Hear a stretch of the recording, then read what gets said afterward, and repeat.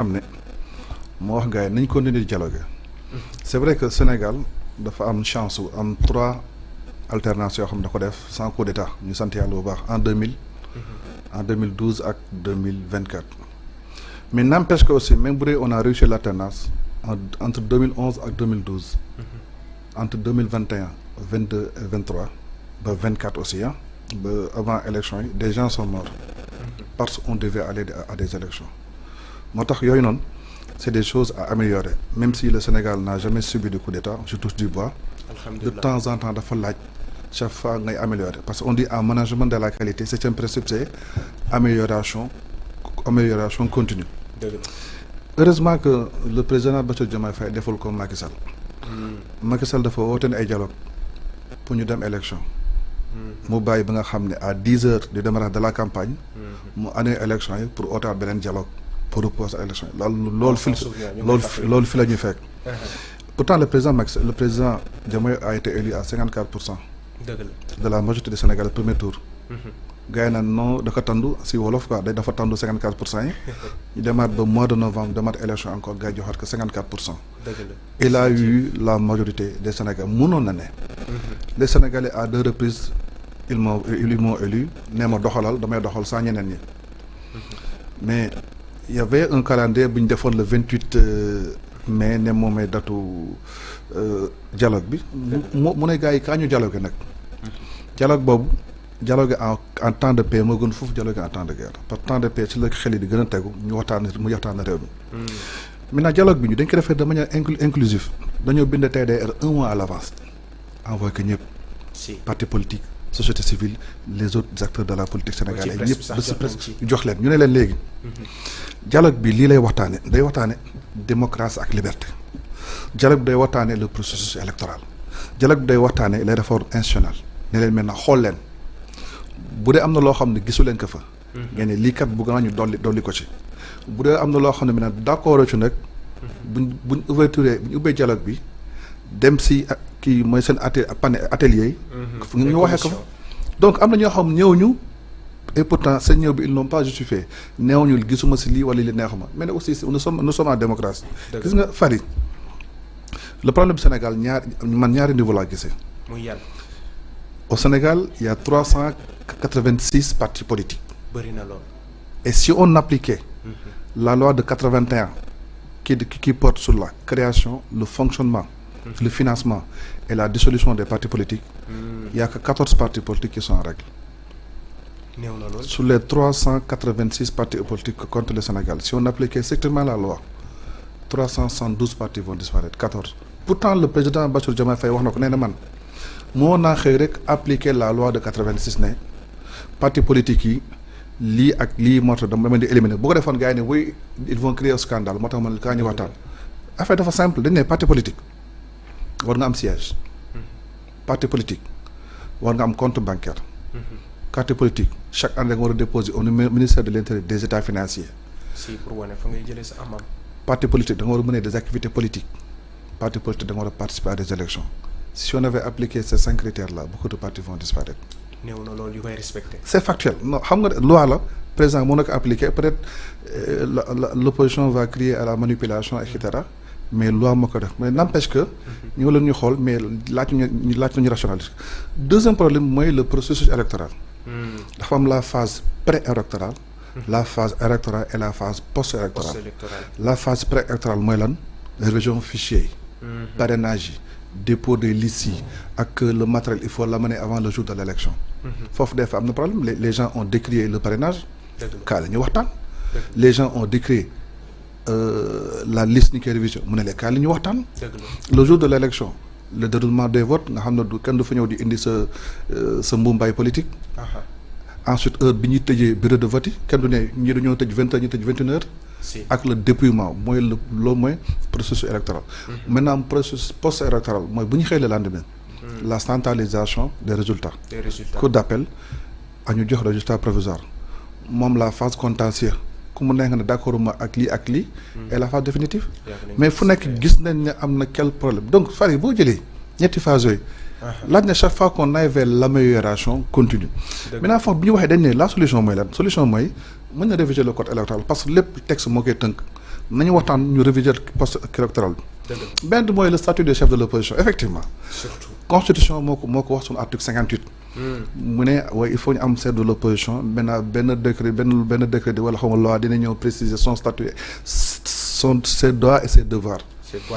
voilà bon gars yi nee nañu est-ce que dañuy dem ki ëpp ci assemblée bi ñu def ko chef de l'opposition wala ñu dem élection présidentielle ki jël deuxième nekk le chef de l'opposition ñun Pastef waxuñu de mais seen biir ñoom nee nañ waa APR nee nañ Amadou Ba 35% yu mu am du ay voix am voix APR la parce que déjà le fait que Amadou Ba ñëw ci dialogue bi ak quelques aussi tenants de l'APR il faut le dire non des cadres de l'APR ñoo fi ñëw léegi ñoom le fait que ñu soulever ne le chef de l'opposition mooy kii jël deuxième ci élection yi rek ñoom ils pensent que les 35% des voix de Amadou Ba sont les 35% de APR donc foofu te ñun on n'a pas contesté lépp lan la mais ñu la ñu waxtaanee ko ensuite comment on peut faire pour rationaliser le calendrier républicain heureusement 2024 am na ñaari élection 2024 bi ensuite 2027 ñu amaat beneen élection locale demande 29 bon ñu ne voilà kàll ñu waxtaana bu ñu waxtaanee peut-être on peut rationaliser voilà ensuite le problème bulletin unique bi ñëw na surtout élection yi on avait la possibilité d'économiser 8 milliards gars yi ne non bulletin yi bu defee photo Ousmane Sonko rek Ousmane Sonko va les battre ñu leen d'accord comme vous voulez kaa la ñuy waxtaan argument boo xam ne ça doit vous faire plaisir quand même non mais non en fait ñun mën nañ def forcing mais boo xool depuis le début ça a été inclusif bi président ubbee ne dem leen ngeen commission ngeen waxtaan boo leen waxtaan ngeen soo leen ñëwee man ma xool bi si mujjee mooy mu ne leen nañ jóge Sénat dem seeni xam nga dañ ne oui commission nationale électorale autonome dafa am quelques problèmes parce que ministère de l'intérieur à travers la direction générale des élections moom mooy organiser les élections ñu ne non ministre bi président bee koy fal mooy fal directeur général des élections donc foofu mun na am ay njuuj njaaj mooy leen soo la bëgg ñu dem seeni xam nga seeni membre yoo xam ne ils sont autonomes seeni moom mooy organiser mooy contrôler mais fii DG moom mooy organiser Sénat mooy contrôler mu ne léegi dañuy bàyyi seeni ñoom les membres seront choisis parmi toutes les parties prenantes c'est pas seulement les politiques donc bu defee moom mooy organiser moom mooy contrôler lépp yam ci moom donc nous on a mis tout pour que ça soit transparent si seen volonté da ngeen ko afficher clair dañ ko amul ay paaka denc paaka ci ginnaaw naan kaay ma bàyyi li non tout a été clair maintenant des fois je comprends l'opposition des fois calendrier caché quand même la ñu wax non sincèrement je dis Fary lépp li ma expliqué fii est-ce que am na calendrier caché président boo doon moo na ne non am naa majorité 2 fois en 2024 je vais foncer les Sénégalais m'ont fait confiance il serait légitime mais puisque man dama jàpp ne on peut toujours améliorer parce que wax naa la phase post-électorale électoral après électoral on peut toujours l'améliorer code bi li su baaxul ñu dogalaat ko ensuite ñu xool parti politique aussi comment les rationaliser parce que vraiment un pays comme le Sénégal 386 partis politiques c'est trop ñu ne la maintenant si 386 yooyu si on avait appliqué strictement la loi